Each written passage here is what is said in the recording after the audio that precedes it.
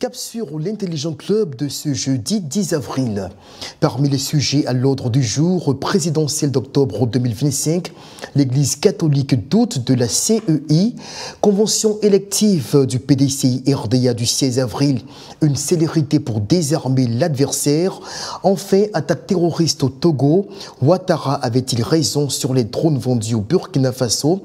Faut également préciser que nous ébaucherons la grève des enseignants et ses suites, notamment avec les revendications pour la libération de Christophe Dugarry-Assis. Le débat est ouvert et nous sommes encore ce soir avec nos chroniqueurs, Jean-Richard Nguessan et Soro Djabiga. Bonsoir à vous. Bonsoir. Bonsoir. Jingle et on se retrouve tout juste après.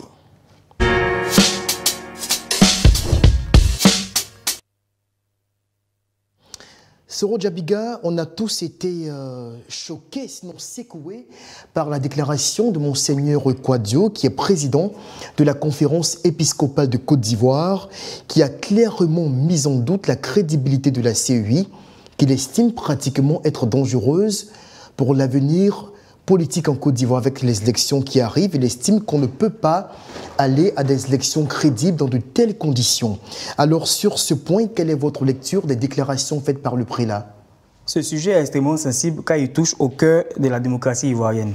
Et ce que j'appelle le cœur de la démocratie ivoirienne, c'est la confiance dans le processus électoral. Vous savez, le doute exprimé par l'Église catholique est à prendre au sérieux. Parce que dans toutes les nations, dans toutes les sociétés, l'Église catholique a toujours joué le rôle de vigie, de vigie morale. Vous savez c'est quoi un vigie moral?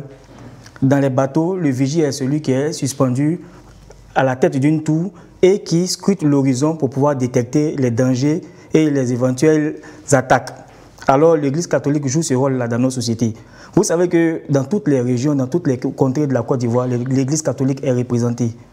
Et les différents prêtres, les évêques et autres sont en contact avec toutes les populations. Ça leur permet d'avoir un certain nombre d'informations que ces derniers remontent à leur hiérarchie et qui remontent encore au niveau de Rome. Donc l'Église catholique a beaucoup d'informations. Ceci dit, cette information, ce doute que l'Église catholique présente est à prendre au sérieux. Parce qu'il faut dire que la CEI a un passif historique. En 2010, il y a eu des problèmes liés à la CEI. En 2020, il y a eu des problèmes encore liés à la CEI. C'est-à-dire qu'il est clair qu'aujourd'hui, les acteurs politiques, notamment la population, n'ont pas confiance en cette institution. Donc ça pose la problématique de la réforme de cette institution. Et c'est cette réforme-là qui pose problème parce que apparemment, il n'y a que l'opposition qui est d'accord pour qu'on fasse cette réforme de la CEI. Mais le pouvoir en place soutient que les irrégularités que l'opposition dénonce ne sont pas réelles, ne sont pas vraies. Et je pense qu'il y a péril à la demeure parce que l'Église catholique, quand elle tire la sonnette d'alarme, c'est qu'il y a vraiment un danger, il faut prendre cela au sérieux. Alors je cite l'évêque, il déclare ceci: « Nous doutons de l'indépendance de la CEI. Je ne vise pas un individu en particulier.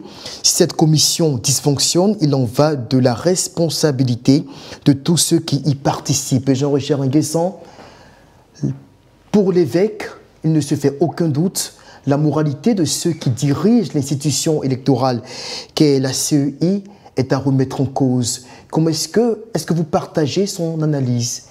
Je partage, c'est vrai, le point de vue de l'Église catholique, mais je pense que l'Église aurait pu tout simplement tirer la sonnette d'alarme sans pour autant juger cette CEI-là comme une CEI qui manque de morale. C'est vrai que dans bien de nations, l'Église catholique tire la sonnette d'alarme. On l'a vu au Togo, en République démocratique du Congo, que ce soit en Afrique du Sud. Dans bien de pays, l'Église catholique interpelle sur des questions politiques, sur des questions culturelles, sur des questions économiques.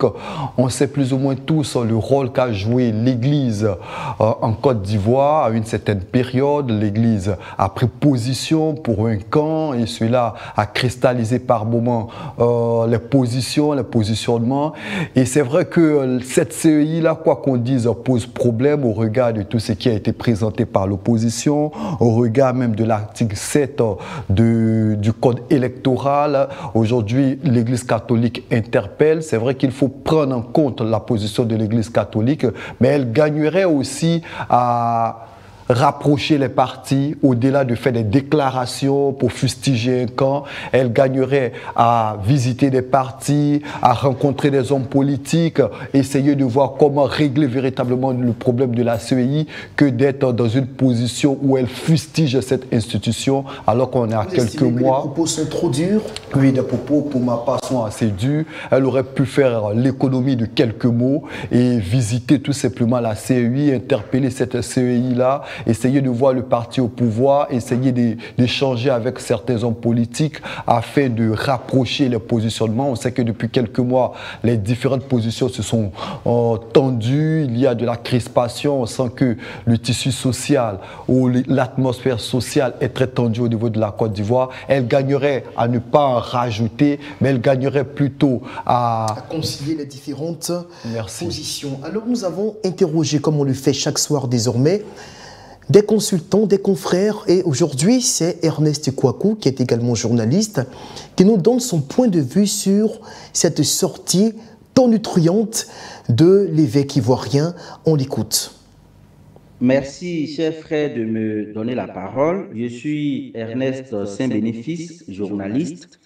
Relativement à l'actualité du moment concernant la sortie de l'Église catholique à travers Monseigneur Marcellin Yao Kouadio, qui est le président de la conférence épiscopale de Côte d'Ivoire et par ailleurs évêque de Daloa. Je voudrais dire tout simplement que c'est une habitude au niveau de l'Église catholique de chaque fois prendre position ou d'effectuer des sorties relativement à la vie de la nation.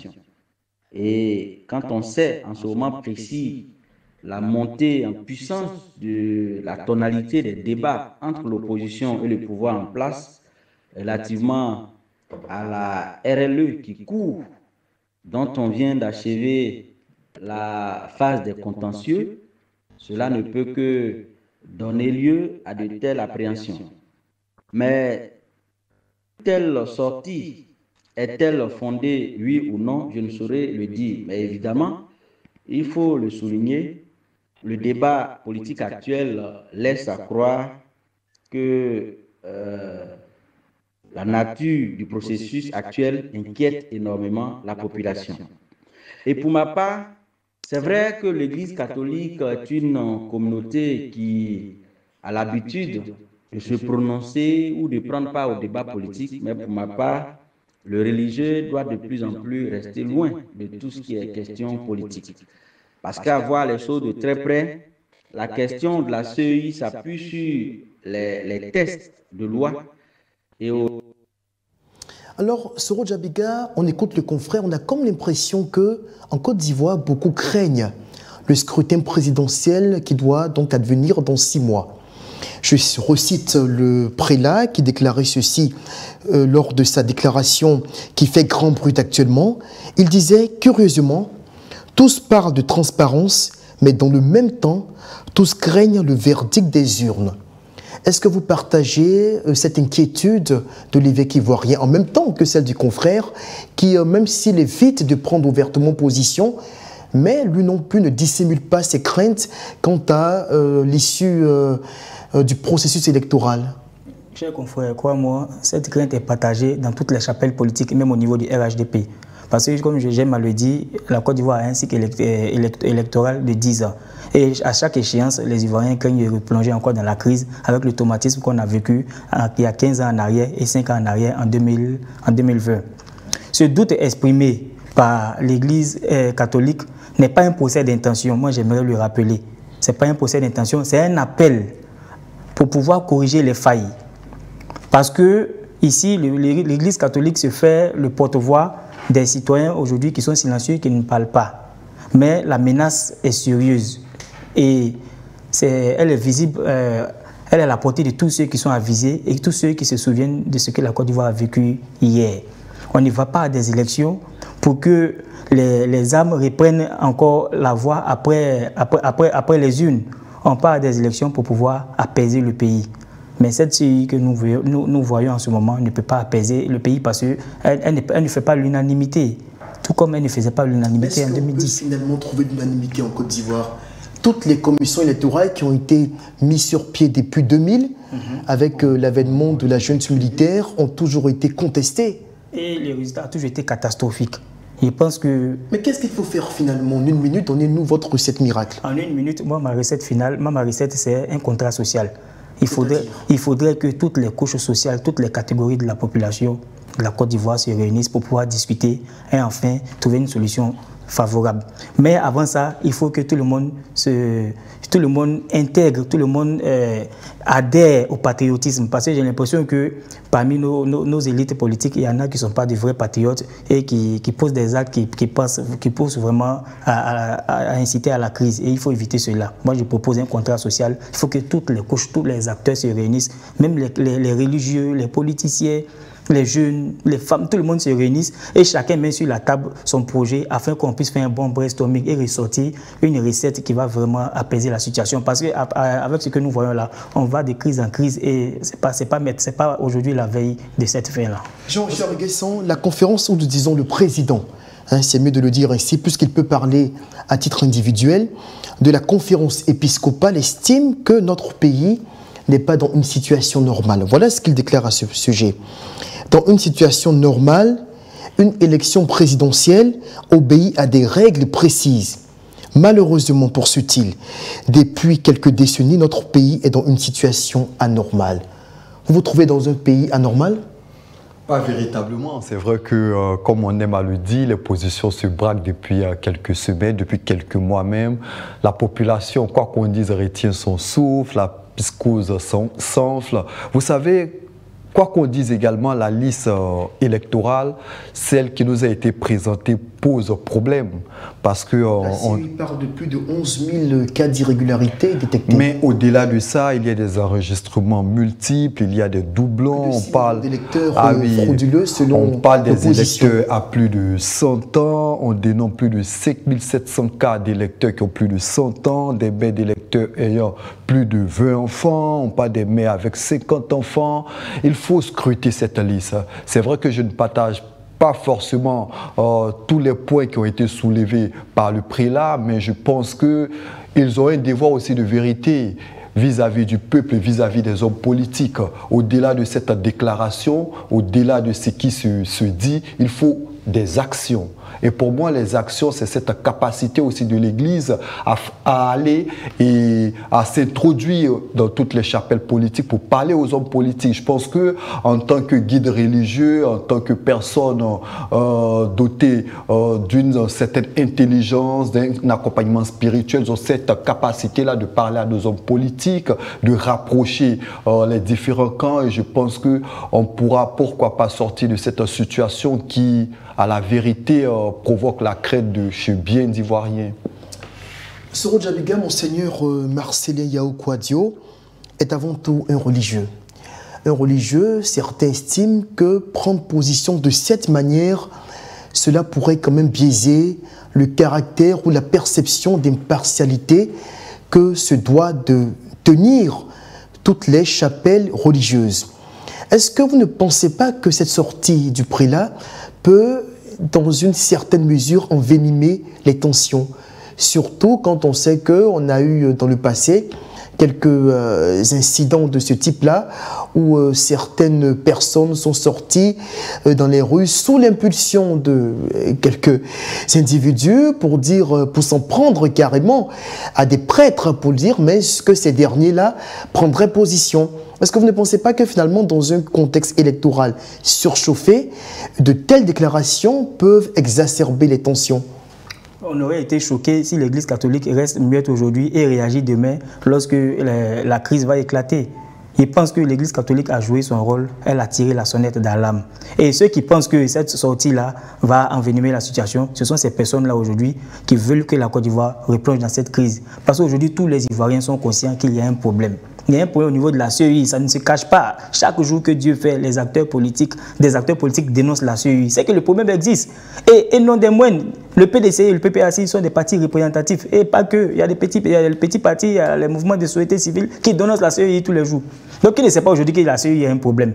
Si tous les acteurs politiques parlaient d'une même voix et d'une seule voix, on n'allait pas dire que la CEI a un problème. Mais quand le RADP dit quelque chose et que l'opposition dit autre chose, c'est qu'il y a un problème. Donc, je pense que l'Église catholique a joué son rôle. Il faut tirer la sonnette d'alarme, il faut prévenir tout le monde pour dire qu'il y a un danger qui est devant, qui nous attend. Il faudrait qu'on pose des actions pour pouvoir éviter d'en arriver là. Mais moi, je vais assez rapidement. Très rapidement. Parce que quoi qu'on fasse, cette liste, cette CEI-là ne fera pas l'unanimité. Il faut qu'on soit aussi clair. Même si cette CEI a été dirigée par un prêtre ou un imam, cette CEI va toujours poser problème à certaines personnes. J'aimerais présenter un tableau rapidement. Permettez-moi de présenter un tableau. Il y a un problème. La CEI est au centre du problème. Et des gens disent que la CEI n'est pas crédible. On dit OK, on se met ensemble, on désigne une organisation extérieure qui viendra auditer la CEI pour qu'elle puisse susciter la confiance auprès de toutes les parties pour qu'on parte aux élections. La recette a été expérimentée avec la certification et tout l'accompagnement dont on a bénéficié de la part des Nations Unies. Vous savez dans quelles conditions nous sommes partis aux élections en 2010. Vous savez dans quelles conditions nous sommes partis aux élections en 2010. Le pays était divisé, on n'a pas désarmé au nord. Vous le savez.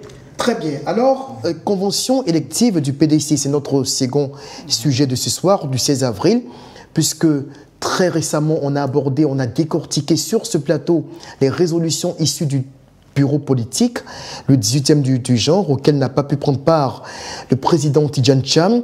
Alors, est-ce une célérité, cette célérité dans la fixation de la date de cette convention élective qui doit désigner le candidat du parti pour la présidentielle, est-elle un moyen de désarmer l'adversaire? Quand je parle de l'adversaire, il faut penser tout de suite, bien sûr, à tous ces militants au sein du parti qui semblent être en opposition avec Tidjane Cham, entre autres Valérie Yapo qui porte plainte, Jean-Luc Billon qui affiche clairement ses ambitions concurrentielles, et également d'autres, au-delà même du parti, certains partisans du RHDP qui semblent être quelque part très passionnés, c'est normal, c'est de bonne guerre, par les tensions qui agitent le PDC-RDA.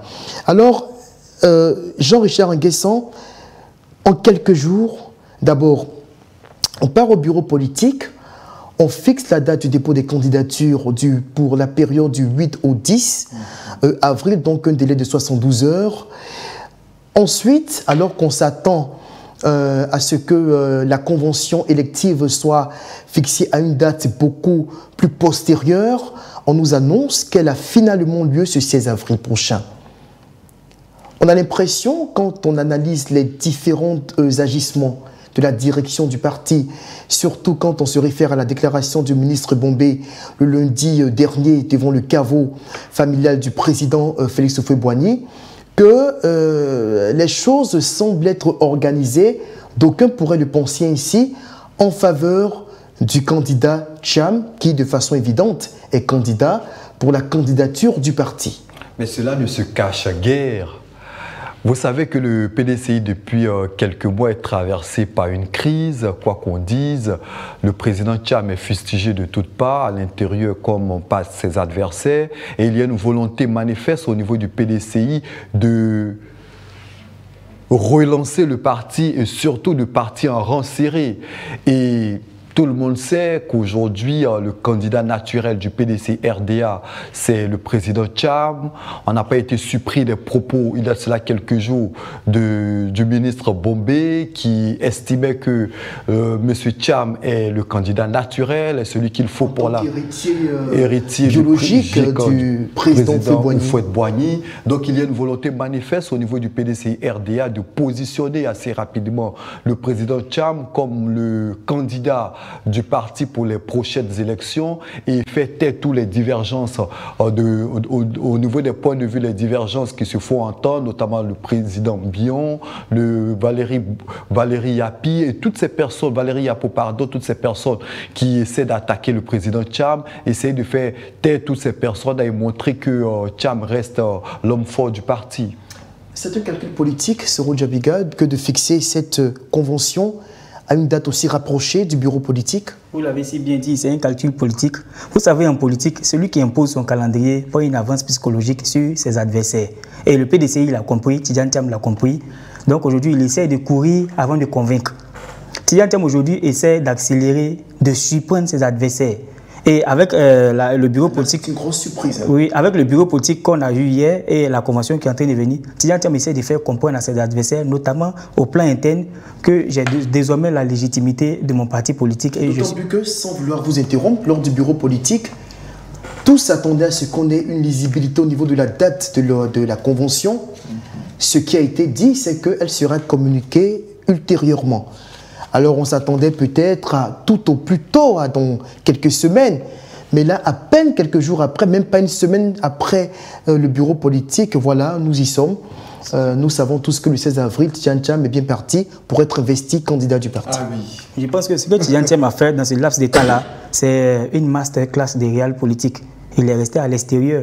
Le bureau politique s'est très bien passé. On a lu les résolutions du bureau politique et il est sorti, comme on le dit dans le jargon ivoirien, il est sorti dans le dos. Ils ont affiché rapidement le calendrier. Et aujourd'hui, tous les partis politiques dansent au rythme de son programme. Je pense que Tidjane Thiam s'est imbibé de la stratégie politique. Et aujourd'hui, il est sur le terrain, il a compris comment la Côte d'Ivoire fonctionne désormais. Quoique, il a encore poursuivi au plan interne et externe aussi par des petites attaques. C'est inhérent à tout grand leader qui fait peur au pouvoir, qui est toujours en place. Donc, je pense que Tidjane Thiam, sa machine est bien huilée, il est sur le chemin. Mais quoi qu'on dise, il y a énormément de défis qui se présenteront à lui. C'est vrai qu'il y a de la stratégie, il y a cette envie-là de se positionner, de faire taire tous ses adversaires. Mais n'empêche que, comme Soro l'a dit, il y a des stratégies de l'adversaire, il y a des attaques, il fait face à la justice.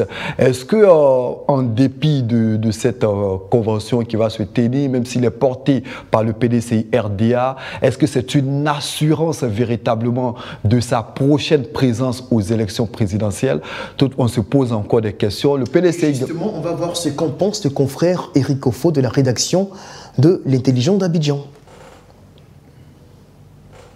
Alors, la décision prise par le PDCI RDA lors de son bureau politique du 5 avril 2025 d'aller à une convention pour la désignation de son candidat pour la présidentielle de 2025, déjà dès le 16 avril prochain, moi, ça m'a surpris. Parce que je me souviens très bien que le président Tidjane Thiam avait dit lui-même que le PDCI RDA ne se presserait pas dans le choix de son candidat et qu'il attendrait que les autres fassent leur choix. Or, quand on dit les autres, on sait qu'en toile de fond, c'est le RHDP.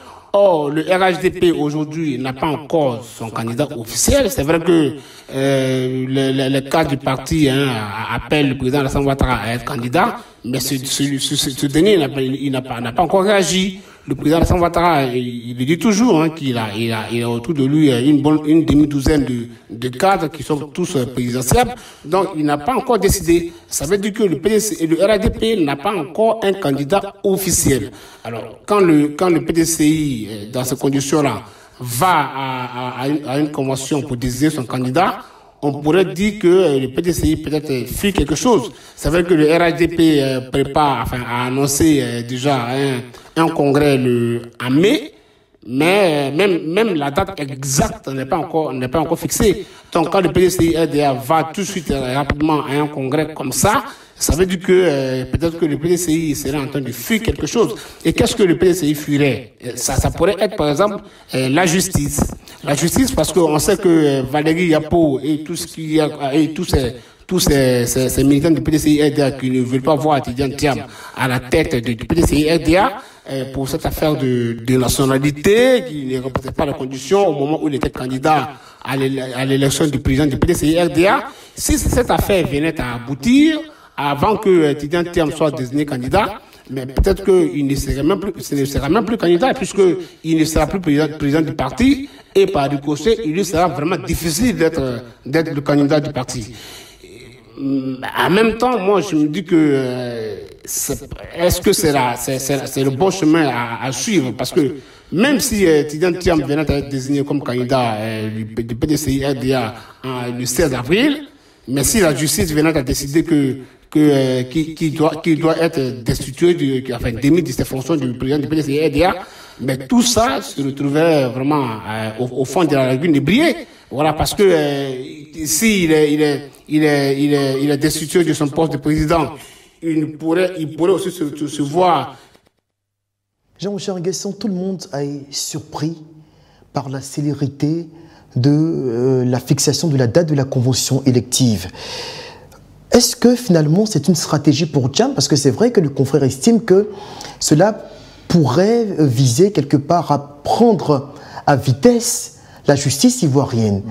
Est-ce que finalement c'est une stratégie pour déstabiliser l'adversaire, disons pour mettre non seulement l'appareil judiciaire, mais toute la classe politique devant le fait accompli, pour que le PDCI dise on a investi notre candidat, toute décision de justice qui viserait à l'écarter serait interprétée comme un acte hostile au parti, camper sur cette position et demeurer jusqu'à éventuellement faire plier le pouvoir. Vous savez, depuis plusieurs mois, le PDCI prend des coups, le PDCI est attaqué de toutes parts, le PDCI est fustigé, mais par moments, le PDCI nous donnait l'impression de rester comme un observateur face à tout ce qui se passait.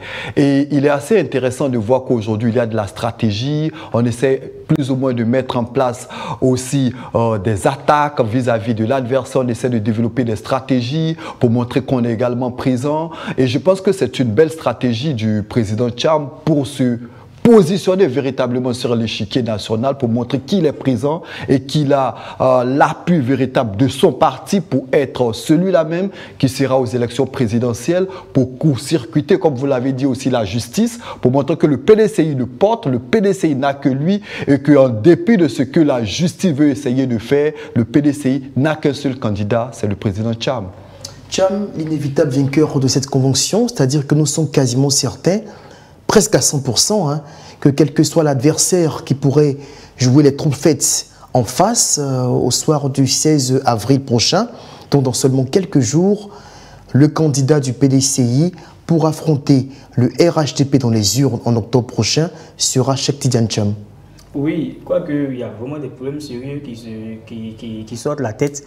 Ce soir-là, nous avons vu une décision de justice qui est tombée déjà, qui le pénalise, mais carrément, et qui met en cause sa légitimité et sa légalité aujourd'hui à la tête du PDCI. Parlez-nous-en. Oui, nous avons vu la décision qui dit qu'il y a plusieurs recours qui sont parvenus au tribunal qui attaquent la nationalité de Tidiane Thiam, qui estime qu'il n'est pas ivoirien et il a un véritable problème de nationalité.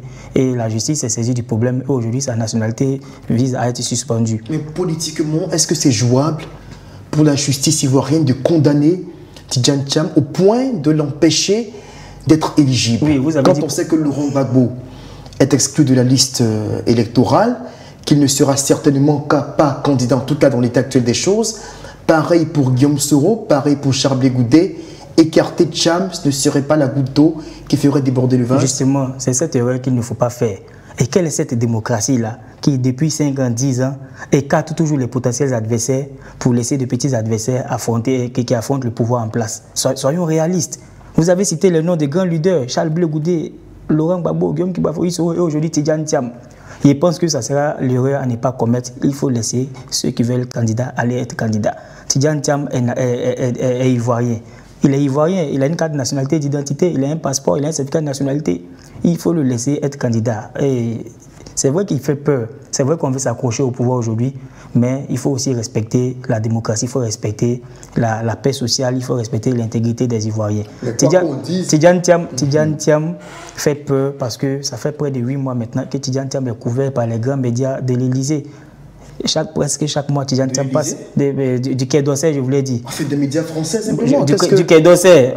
Nous savons de quoi je parle. Enfin, vous savez de quoi vous parlez, parce que moi, je ne sais pas. Je sais que France 24 est un média qui donne la parole à tout le monde, tout comme TV5. Ils appartiennent à quel organe? Peut-être que vous allez nous éclairrer notre lanterne. Tidiane Thiam passe très souvent aujourd'hui sur France 24, sur TV5 et sur d'autres médias français. Et essayez de me rappeler un peu la dernière fois qu'un membre du RHDP est passé sur ces médias-là. Ça traduit aujourd'hui l'ancrage de Tidiane Thiam au plan international. Et ces mêmes médias aujourd'hui, presque chaque mois ou chaque 2 mois, sortent des dossiers compromettants sur le gouvernement en place. Ce qui prouve aujourd'hui que le parrainage a changé de camp. Et Tidiane Thiam est un adversaire qui fait peur. Voilà pourquoi aujourd'hui... les donc que le pouvoir en place, c'était ou a jusqu'à présent été parrainé par la France. Oui, mais attends, dans votre logique. C'est factuel. Tout le monde a vécu ça ici en Côte d'Ivoire. En 2010, on a vu comment Laurent Gbagbo a été dégagé du pouvoir. Jean-Richard Nguessan, très rapidement, concluez sur la question. Moi, ce que je souhaiterais dire, c'est vrai que Tidjane Thiam a un excellent parcours, c'est un homme qui a du mérite, mais l'opposition aussi gagnerait à revoir sa politique. On sait ce qui s'est passé dans d'autres pays. Le PDC est un parti fort qui a une présence de plusieurs décennies sur l'échiquier national. Elle gagnerait aussi à revoir aussi sa position. Tidjane Thiam gagnerait à revoir son leadership. Et puis, il faut pourquoi pas penser aussi à l'éventualité de la non-candidature de Tidjane Thiam. Toujours est-il que cela peut être une option, mais ça peut être une option. Les droits d'un candidat. Rapidement au troisième. Je suppose qu'il y a plusieurs cadres qui peuvent valablement représenter le parti. En 2010, quelqu'un estime qu'on lui a volé ses droits. En 2020, un candidat estime qu'on lui a volé ses droits. En 2025 encore, à quel moment ça va s'arrêter? Je sais que le débat vous passionne, mais malheureusement, il faut bien qu'on puisse avancer. Alors, avant d'en venir à notre troisième sujet, relatif donc aux attaques terroristes, disons à l'attaque terroriste d'hier, mercredi 9 avril, si la date que je donne est bonne, au Togo, qui a fait 6 blessés parmi les soldats dans le parc de la Kwenja, dans le nord du pays.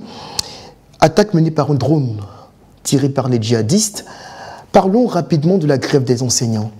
S'est tenue aujourd'hui une assemblée générale au cours de laquelle on a été frappé par cette séquence que nous vous présentons dès maintenant, dans laquelle vous voyez des centaines de syndicalistes réclamer à corps et à cri la libération de Justin Dugarry-Assi, arrêté dans les premières heures de la grève qui continue donc à paralyser l'école ivoirienne.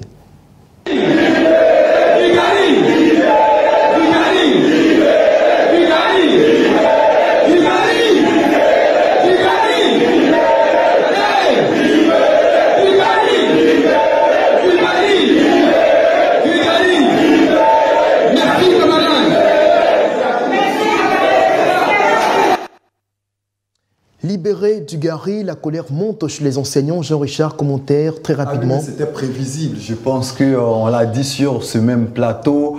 Le cas Dugarry est un cas non négociable.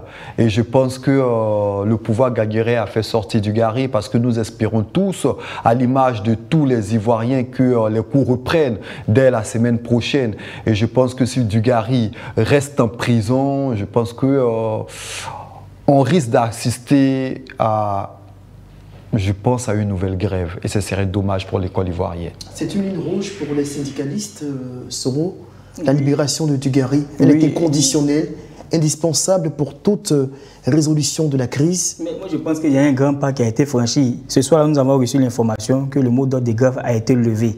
L'intersyndical du ministère de l'Éducation nationale et l'intersyndical du ministère de l'Enseignement professionnel, ils se sont réunis pour lever le mot d'ordre de grève. Qu'est-ce que le gouvernement attend pour libérer le monsieur, pour qu'il parte et rejoigne sa famille, pour qu'il retourne au poste d'enseigner ses élèves? Si le mot d'ordre a été levé, c'est peut-être parce qu'en sous-main, il y a des assurances quant à l'avenir judiciaire du concerné. Oui, il ne faut pas tourner autour du pot. Son arrestation ne respecte aucune forme judiciaire d'abord. Donc, il ne faut pas qu'on donne l'impression qu'on veut respecter les formes pour pouvoir le libérer, tout ça. Il faut qu'on le libère incessamment pour qu'il rejoigne sa famille. On a tous vu la désolation que ça a créé chez lui, les traumatismes que cela a créé. Je pense que le gouvernement a donné l'impression qu'il voulait apaiser la situation.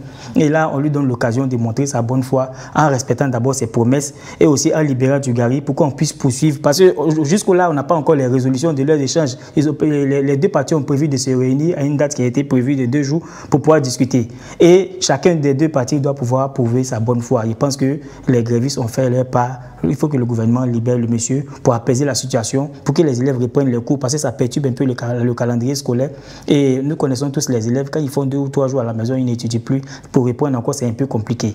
Voilà. Déjà très bonne nouvelle, on y prend acte et on va observer dans les jours à venir la reprise non des cours, mais également les actes qui seront posés dans le sens certainement de l'apaisement de la part des autorités gouvernementales. Alors dernier sujet, nous avons donc cette attaque survenue hier qui, ma foi, marque un tournant dans le conflit ou dans l'insurrection terroriste en Afrique de l'Ouest. Pour la toute première fois, de façon aussi flagrante, c'est vrai que des faits similaires ont été rapportés au Mali, encore que le Mali reste un théâtre conflictuel, mais au Togo, une armée régulière qui n'est pas directement concernée par l'insurrection islamiste, qui est frappée par des groupes djihadistes, certainement par le Génim, à l'aide d'un drone d'attaque subtilisé à l'armée burkinabé. Jusqu'à présent, c'était des incursions habituelles, on entrait, on tuait des soldats, on faisait quelques victimes et après on se repliait. Mais là, les djihadistes semblent moderniser leur méthode d'attaque à l'aide de drones, mais de drones qu'ils prennent dans les bases de l'armée burkinabé dans lesquelles ils font des razzias. Moi, je pense que Ibrahim Traoré a échoué sur toute la ligne. Il avait promis la sécurité au Burkinabé, il avait promis la bonne gouvernance. Lorsqu'il arrivait au pouvoir, il y avait ce brin d'espoir. Il est toujours assez jeune, on connaît sa fougue, on connaît son parcours universitaire, son parcours militaire, quelqu'un qui a gravi les échelons, son discours accrochait les jeunes, son discours semblait passer auprès de l'armée, mais quelques années plus tard, force est de constater malheureusement que le Burkina Faso peine. Et vous savez, cette attaque est le résultat de l'incapacité de l'homme à assurer la sécurité dans cette partie du Burkina. Et incontestablement, ça agit sur le Togo. On sait que les djihadistes n'ont pas forcément pour objectif une assise territoriale sur le territoire togolais. Ils font des incursions, ils reviennent. Mais tout cela montre que l'armée burkinabé gagnerait, ou bien le pouvoir burkinabé gagnerait à sortir des diversions, à sortir du dilatoire, à sortir de ces débats qui n'intéressent véritablement plus les populations et assurer véritablement la sécurité du Burkina Faso. Parce qu'aujourd'hui, quoi qu'on dise, avoir un drone dans la main des djihadistes, qu'est-ce qu'ils vont en faire demain? C'est la question que tout le monde se pose. Est-ce que l'on devait s'attendre à une telle escalade? Oui, puisque la sous-région vit des tensions depuis plus de 10 ans, 15 ans maintenant. Et cette dernière actualité montre que la sous-région connaît désormais une ère de guerre asymétrique moderne. Les terroristes résistent et ils mutent aujourd'hui d'un territoire à un autre où ils n'étaient pas classiquement connus. Et aujourd'hui, ils s'équipent au moins de matériel technologique, mais vraiment de pointe. Une arme d'une telle envergure dans les mains des terroristes, mais c'est très grave. Et c'est une menace pas seulement pour ces pays de l'AES, mais pour toute la sous-région. Et je pense que plutôt que d'attaquer tout le temps ce qu'on appelle aujourd'hui l'AES, la junte, tout ça, on devait se mettre ensemble parce que je pense qu'on a un ennemi commun. Mais ils ont j'en viens, mais je vous rappelle, c'est très important de le dire, je pense que nous devons nous mettre ensemble aujourd'hui pour combattre l'ennemi parce que les terroristes ne trient pas. Quand ils attaquent une localité, ils ne regardent pas les pièces d'identité pour voir qui est pour IB, qui est pour Alassane Ouattara. Je vous rappelle qu'ils ont attaqué ici en Côte d'Ivoire, ils n'ont pas tué que les ressortissants de l'AES ou de la CEDEAO, mais ils ont attaqué tous ceux qu'ils avaient vus. Donc plutôt, et puis, attends, il faudrait qu'on fasse, il est temps qu'on fasse véritablement de l'intégration africaine une réalité. Si vous n'êtes pas d'accord, si nous n'entendons pas sur la notion du panafricanisme, mais l'intégration est quand même classique, existe depuis longtemps. C'est justement là d'où vient l'importance de mon rappel, parce que lorsqu'Ibrahim Traoré prend le pouvoir, la Côte d'Ivoire a une coopération sécuritaire matérielle avec le Burkina Faso. Quand Assimi Goïta prend le pouvoir, c'est la même situation.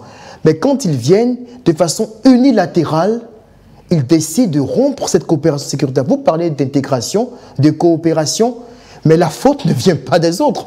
La faute, la décision de ne plus coopérer sur le plan sécuritaire vient uniquement des régimes putschistes de l'AES. Ça, il faut le dire clairement. Et je pense que très récemment, le ministre de la Défense, Téné Birima Ouattara, le rappelait dans un entretien RFI, disait que la Côte d'Ivoire attend toujours l'opportunité de reprendre cette coopération parce qu'elle y va de l'intérêt de tout le monde. Mais alors, justement, c'est pour dire que vos propos ne sont pas justifiés là, Jean-Richard Nguessan. On se souvient, permettez justement qu'on avance sur ce point parce que le ministre de la Défense, justement, disait en octobre 2024, lors de sa visite donc en Turquie, il demandait, selon Jeune Afrique, ou Afrique Intelligence, justement, au gouvernement turc, il les mettait en garde de cesser de vendre de l'armement sophistiqué au Burkina Faso. Quel ministre notamment en garde? le ministre ivoirien de la Défense, Tene Birahima Ouattara, d'après les informations que l'on a reçues de la part du confrère africain Intelligence, parce que ces armes-là sont très souvent subtilisées par les groupes terroristes et peuvent servir à déstabiliser la sous-région ouest africaine. On le vit aujourd'hui, le Togo a été attaqué, c'est-à-dire qu'ils n'ont même plus besoin de se déplacer physiquement à l'intérieur des frontières, de la même manière que l'Ukraine peut tirer sur la Russie ou que la Russie tirer sur l'Ukraine à distance. Ils peuvent le faire sur la Côte d'Ivoire qui est à portée de tir.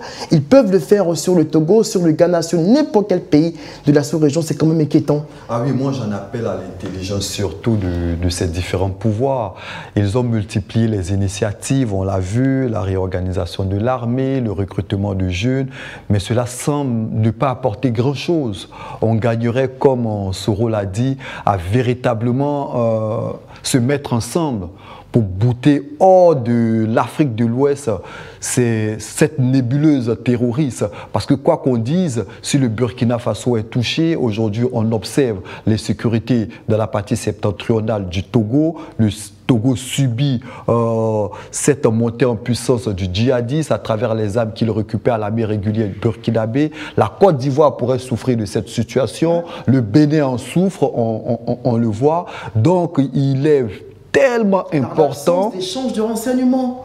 Véritablement. De la seule volonté des putschistes. Moi, je pense que, contrairement à mon confrère Adi, plutôt que de personnaliser le problème en attaquant, en fustigeant les chefs d'État de l'AES, moi, je pense que le problème est institutionnel, il est structurel. Ces derniers n'ont pas eu... Ces derniers, soutenus par les différents pays, il faut le rappeler, n'avaient plus confiance en la CEDEAO qui peinait à régler les problèmes des différents pays. On a vu ici la CEDEAO soutenir ou bien fermer les yeux sur certains coups d'État et attaquer, être dur sur le ton avec d'autres pays. Et cette situation de 2 poids 2 mesures a créé des frustrations avec ces pays-là. Et il y a eu aussi des sanctions de part et d'autre qui ont renfermé un peu les taux sur ces différents pays-là. Donc je pense qu'aujourd'hui, au nom de la sécurité sous-régionale, on doit se mettre au-dessus de ces... Qui devrait prendre l'initiative? Ceux qui ont rompu la coopération, oui, mais ou ceux qui ne sont pas d'initiative? Le mot rupture, si le mot rupture existe dans le dictionnaire, c'est qu'il y a son contraire aussi qui existe dans le dictionnaire. Vous êtes d'accord avec moi que si on a rompu aujourd'hui, on peut se remettre encore ensemble demain. Il appartient aux putschistes de faire le pas.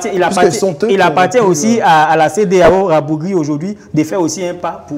Et puis moi, je pense que la CEDEAO a perdu toute crédibilité aujourd'hui. On ne va pas citer ici tous les échecs de la CEDEAO. Là, nous parlons de l'aspect sécuritaire des choses. Okay. J'ai envie de vous demander, Jean-Richard, si, en fin de compte, le ministre Tene Birahima n'avait pas raison. Parce que quand il dit, attention, si vous vendez des drones à ces gens-là, ils ne sont pas capables de les gérer.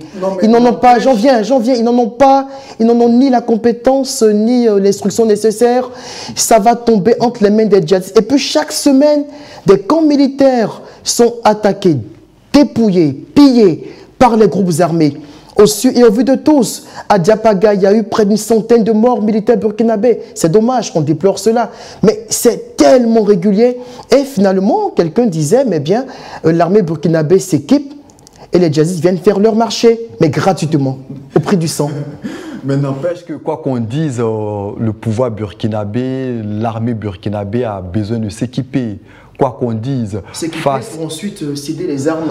Quoi qu'on dise, ils ont besoin d'équipement, ils ont besoin d'armes développées. Mais moi, j'en appelle véritablement à l'intelligence de ces différents pouvoirs-là et à reprendre surtout la coopération militaire. C'est vrai qu'il y a des points de désaccord, il y a une volonté faible, que ce soit au Burkina, au Niger ou encore au Mali, de ne pas aller à des élections transparentes. Ça, tout le monde le sait, mais au-delà de ces aspects, la décision du Mali de quitter la CEDEAO à quelques jours de la date butoir fixée justement pour l'organisation d'élections. Au-delà de cet aspect, au-delà des mésententes, je pense que l'intérêt supérieur de nos populations doit primer. D'où la nécessité pour la CEDEAO de faire le premier pas, de faire le premier geste. En tant qu'institution, elle a ce devoir-là. Oui, mais vous me surprenez. Vous me surprenez parce que la CEDEAO a passé tout son temps à mandater des missions auprès de ces 3 putschistes-là pour leur demander de réintégrer l'institution. Malgré tout, après au moins 2 années de négociations, ils ont dit non, on campe sur notre position, malgré la misère qu'ils font subir les populations, malgré l'insécurité grandissante, malgré la terreur que même infligent les propres peuples, mais ça n'a pas changé. Mais face à la situation qui s'enlise, face aux terroristes qui gagnent du terrain, les forcer à revenir. Non, mais il faut que la CEDEAO use de stratégie pour faire comprendre. Elle n'a aucune solution. Tout récemment, qu'est-ce qu'elle devrait faire tout récemment en Guinée-Bissau, Omar Sissoko Mbalo, le président, il était au terme de son premier mandat et il n'avait pas encore organisé des élections. Et selon le calendrier constitutionnel, quand c'est comme ça, on met un gouvernement de transition en place. Non seulement il n'a pas mis le gouvernement de transition, mais il a chassé, il a donné un délai à la délégation de la CEDEAO qui était venue de quitter son territoire. La CEDEAO a quel pouvoir aujourd'hui pour pouvoir exercer une pression sur un pays? Quelles sont les solutions que la CEDEAO devrait adopter dans le cas d'espèce face à ces 3 juntards? D'abord, il faut créer la confiance parce qu'il n'y a plus de confiance entre ces différentes institutions. Il faut d'abord créer la confiance. C'est-à-dire, qu'est-ce qu'il faut faire de façon pratique? Aujourd'hui, ces institutions n'ont plus, ces pays n'ont plus confiance en la CEDEAO. La CEDEAO même n'est plus crédible. Moi, la solution que je propose, elle est radicale. Il faut d'abord dissoudre la CEDEAO. On l'a vu avec la SDN et puis après, on a vu avec l'ONU. Je pense que chaque institution a sa mission et dans un temps bien circonscrit. Aujourd'hui, il faut dissoudre la CEDEAO, recréer une institution sous-régionale, créer la confiance et puis passer à 3. Ces 3 pays ne peuvent pas fonctionner. Elles n'ont pas d'ouverture sur l'océan. Elles n'arrivent même pas à produire l'énergie nécessaire. L'énergie nécessaire, vous en faites un peu trop. L'énergie nécessaire pour pouvoir fonctionner. Attends, on parle d'énergie.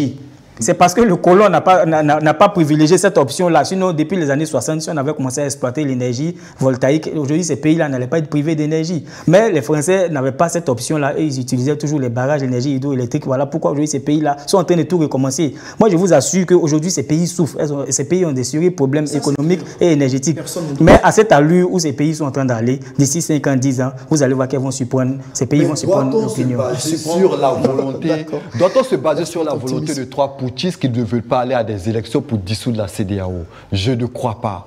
Parce qu'il y a une volonté manifeste que ce soit... Il faut se baser sur les échecs de la CEDEAO. Il faut se baser sur les faits. J'ai cité tout à l'heure l'exemple de Omar Sissoko Mbalo. Il y a des exemples sous nos narines à côté ici où des chefs d'État ont fait des coups d'État constitutionnels. La CEDEAO n'a pas pu les contraindre. Donc je pense qu'au regard de tout ceci, il faudrait qu'on s'asseye et se demander aujourd'hui est-ce que la CEDEAO a les moyens de garantir la paix et faire respecter la Constitution dans tous les pays. Si ce n'est pas le cas, on va dissoudre. La CEDEAO n'a pas existé depuis longtemps, elle a été créée tout récemment. Donc on peut dissoudre et puis créer une autre institution pour pouvoir créer un cadre de confiance et sécuriser la sous-région.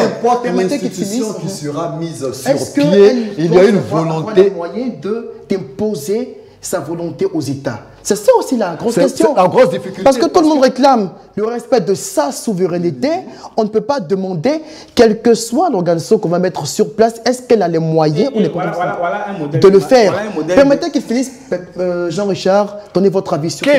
Qu'importe l'institution qui sera mise sur pied, je pense que tant qu'il y a la volonté, que ce soit au Mali, au Burkina, au Niger, de ne pas lâcher le pouvoir, qu'importe l'institution qui sera mise sur pied, cette institution-là connaîtra un échec, et même, bien évidemment un échec cuisant face à ces juntas qui ne veulent pas laisser le pouvoir. Et qui n'ont aucune solution pour leur peuple. C'est vous qui le dites. Malheureusement. C'est un constat parce que les faits parlent d'elles-mêmes. Aujourd'hui, comme dans une situation normale, ces pays sont en guerre. Il est important juste de souligner pour la gouverne de nos téléspectateurs que aujourd'hui l'AES est malheureusement devenu l'épicentre du terrorisme mondial. Oui. Plus de 50%. Parce que la France a bombardé. Parce que la France et l'ONU et les États-Unis ont bombardé la Libye et ont ouvert la voie au terrorisme dans le Sahel. Des émotions, revenons factuels. Ce n'est pas une question d'émotion. Est-ce que la Libye n'a pas été bombardée? Est-ce que ce n'est pas depuis ce bombardement-là que le terrorisme a commencé à avoir pignon sur rue dans cette partie du monde? J'en viens, permettez que j'avance sur ce point. Non, ce n'est pas une question d'émotion. Je fais un rappel. Est-ce qu'en 2011, ils n'ont pas bombardé? Vous aurez l'occasion de réaliser. Est-ce qu'ils n'ont pas bombardé la Libye? Est-ce que ce n'est pas cela qui a ouvert la voie au terrorisme en Libye? Merci. Alors je reviens pour dire que c'est un fait, l'AES est devenu l'épicentre du terrorisme. Du fait des Blancs. Alors, avec plus de 50% des actes terroristes qui y sont perpétrés. Et cela s'est exacerbé, notamment avec l'arrivée des juntes militaires au pouvoir. Avant leur arrivée, le phénomène sévissait, mais on n'atteignait pas un certain niveau. Depuis leur arrivée, c'est un fait, il y a une exacerbation des incidents sécuritaires à tel point qu'aujourd'hui, mais on le constate tous, les mouvements djihadistes peuvent faire leur marché, se ravitailler, mais tranquillement dans les bases militaires. Finalement, ils n'ont aucune solution. Ah oui, c'est une situation assez déplorable. C'est une situation qui interpelle tous les pays de la CEDEAO, quoi qu'on dise. Parce que le Burkina Faso, aujourd'hui, manque véritablement de solutions pour endiguer le terrorisme, quoi qu'on dise. C'est vrai qu'il y a une volonté manifeste chez IB, mais malheureusement, ils peinent à trouver des solutions. Au Niger, la situation des guerres est luisante, de même qu'au Mali. Ils ont promis monts et merveilles aux différentes populations, ils ont promis la sécurité, mais quelques années après, ils ont accusé les autres d'apporter l'insécurité, mais qu'ont-ils apporté dans leurs différents pays? Je pense que rien.